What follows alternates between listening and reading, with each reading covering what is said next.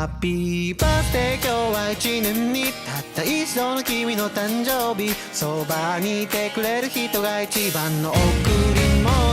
ハッピーバースデー今日は一年にたった一度の君の誕生日この世界の誰より今日は君が主役さハッピーバースデーハッピーバースデーろうそくについた火をふっと吹き消したらほら悩みなんてどっか吹き飛んで新しい君が笑ってるからハッピーバースデーハッピーバースデー今日だけわがまま言ってかまへんからほらふざけ合ってまたたまにな